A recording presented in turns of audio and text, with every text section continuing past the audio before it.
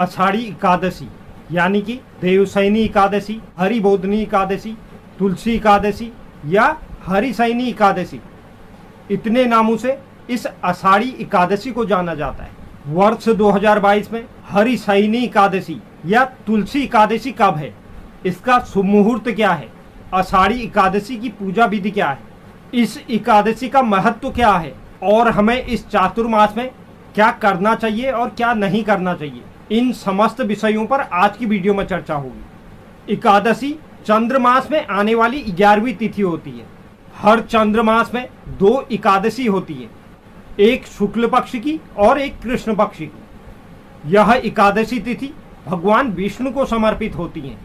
आषाढ़ मास के शुक्ल पक्ष की एकादशी को आषाढ़ी एकादशी या तुलसी एकादशी, हरबोधिनी एकादशी, हरशयनी एकादशी, इन अलग अलग नामों से अलग अलग क्षेत्रों में जाना जाता है। और इसका एक और नाम पद्मनाभा एकादशी भी है। अंग्रेजी कैलेंडर के अनुसार आषाढ़ी एकादशी जून या जुलाई महीने में आती है। यह भगवान विष्णु के शयन काल का समय होता है। पुराणों के अनुसार इस दिन से भगवान विष्णु 4 मास के लिए क्षीर सागर में शयन करते हैं। इसी दिन से चातुर्मास भी प्रारंभ हो जाता है। इस समय अवधि में कोई भी शुभ कार्य वर्जित होते हैं। तो यह तो थी आषाढ़ी एकादशी की कुछ महत्वपूर्ण जानकारी। अब हम चर्चा करते हैं आषाढ़ी एकादशी की पूजा विधि क्या है। आषाढ़ी एकादशी में भगवान विष्णु की आराधना की जाती है। भगवान विष्णु का शयन काल प्रारंभ होने से पहले विधि विधान के साथ भगवान विष्णु का पूजन करने का बहुत बड़ा महत्व रहा है। इस दिन सभी श्रद्धालु व्रत रखकर भगवान विष्णु की पूजा करते हैं। जो भी देवशयनी एकादशी का व्रत रखता है उसको प्रातःकाल सूर्योदय से पहले उठकर स्नान कर लेना चाहिए। पूजा स्थल को साफ करने के बाद भगवान विष्णु की प्रतिमा को आसन पर विराजमान करना चाहिए और भगवान विष्णु का षोडशोपचार के साथ पूजन करना चाहिए। भगवान विष्णु को पीले वस्त्र, पीले फूल और पीला चंदन चढ़ाना चाहिए। उसके पश्चात भगवान विष्णु को पान और सुपारी अर्पित करने के बाद धूप, दीप और पुष्प चढ़ाकर भगवान विष्णु की आरती करें और इस मंत्र के साथ भगवान विष्णु की स्तुति करें। सुप्ते त्वयि जगन्नाथ जमत सुप्तम भवेदितम विबुद्धे त्वयि बुद्धं च जगत सर्व चराचरम, यानी कि इसका हिंदी अनुवाद है, हे भगवान जगन्नाथ, आपके निद्रित हो जाने से संपूर्ण विश्व निद्रित हो जाता है और आपके जाग जाने से संपूर्ण विश्व तथा चराचर भी जागृत हो जाता है। इस प्रकार भगवान विष्णु का पूजन करते हुए ब्राह्मणों को भोजन कराकर स्वयं भी भोजन या फलाहार ग्रहण करें। देवशयनी एकादशी को रात्रि में भगवान विष्णु का भजन व स्तुति करनी चाहिए और स्वयं सोने से पहले भगवान विष्णु को शयन कराना चाहिए। साथ ही बहुत सी जगहों में इस दिन तुलसी के पौधे को लगाने का भी एक बहुत बड़ा महत्व है। उत्तराखंड के कई क्षेत्रों में इसे तुलसी एकादशी के नाम से भी इसीलिए जाना जाता है क्योंकि इस दिन हर कोई व्यक्ति अपने घर में तुलसी का पौधा जरूर लगाता है। इसके बाद से उसकी नित्य पूजा की जाती है। तो यह तो थी देवशयनी एकादशी की पूजा विधि।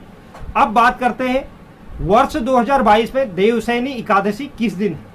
वर्ष 2022 में देवशयनी एकादशी 10 जुलाई 2022 को रविवार के दिन है।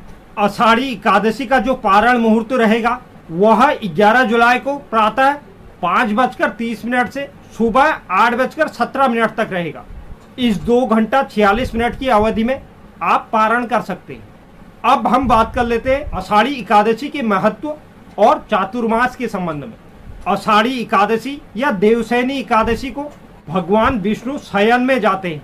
इसी दिन से चौमासों का भी आरंभ हो जाता है क्योंकि भगवान विष्णु 4 माह के लिए निद्रा में रहते हैं। इसलिए इस समय विवाह समेत कई शुभ कार्य वर्जित माने जाते हैं। इन दिनों तपस्वी लोग भी भ्रमण नहीं करते, एक स्थान पर रहकर ही तपस्या शुरू कर देते हैं। इन दिनों केवल ब्रज की यात्रा ही की जाती है क्योंकि इन 4 महीनों के लिए समस्त तीर्थ ब्रज पर आके ही निवास करते हैं। आषाढ़ी एकादशी के बाद जब भगवान विष्णु निद्रा से जागते हैं तो इस तिथि को प्रबोधिनी एकादशी या देव उठनी एकादशी के नाम से जाना जाता है। अगर हम इसके पौराणिक महत्व की बात करें, सतयुग में मंदाता नामक एक चक्रवर्ती सम्राट हुआ करते थे। उनके राज्य में उनकी प्रजा बहुत सुख और आनंद से रहती थी। एक समय लगातार 3 वर्ष से बारिश न होने के कारण उनके राज्य में अकाल की स्थिति पड़ गई। प्रजा व्याकुल हो गई और चारों ओर हाहाकार मच गया।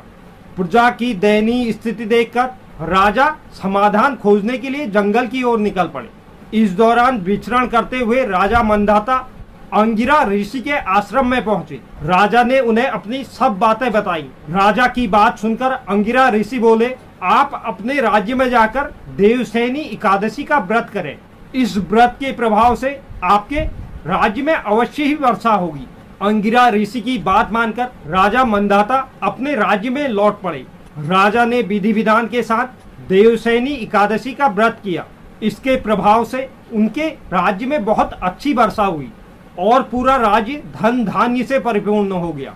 पुराणों में आषाढ़ी एकादशी का बहुत बड़ा महत्व माना गया है। मान्यता यह है कि इस दिन भगवान विष्णु की पूजा और व्रत करने से व्यक्ति की समस्त मनोकामनाएं पूर्ण होती है और भगवान विष्णु प्रसन्न होते हैं। तो यह तो था आषाढ़ी एकादशी के महत्व के बारे में कुछ जानकारी।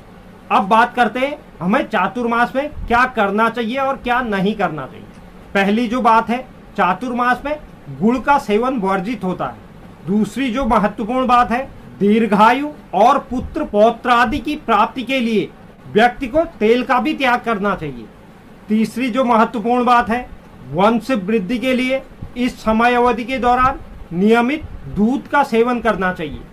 चौथी महत्वपूर्ण बात, पलंग में शयन करने से हमें बचना चाहिए। पांचवी महत्वपूर्ण बात है, शहद, मूली, परवल और बैगन भी इस समय अवधि में नहीं खाना चाहिए। तो यह कुछ महत्वपूर्ण बातें थी जो हमें चातुर्मास के दौरान नहीं करनी चाहिए। साथ ही आज की वीडियो में मैंने आपको देवसैनी एकादशी के बारे में समस्त जानकारी देने का प्रयास किया। उम्मीद करता हूं यह जानकारी आपको पसंद आई होगी। जो भी दर्शक चैनल बनाए हैं, चैनल को आप जरूर सब्सक्राइब कीजिए। साथ ही साथ बेल नोटिफिकेशन भी ऑन कर लीजिए, जिससे चैनल पर अपलोड होने वाली हर एक वीडियो का नोटिफिकेशन आपके पास सबसे पहले पहुंचे। और आप वीडियो को लाइक और शेयर भी जरूर करें और कमेंट बॉक्स में आप अपनी राय भी जरूर लिखें। धन्यवाद।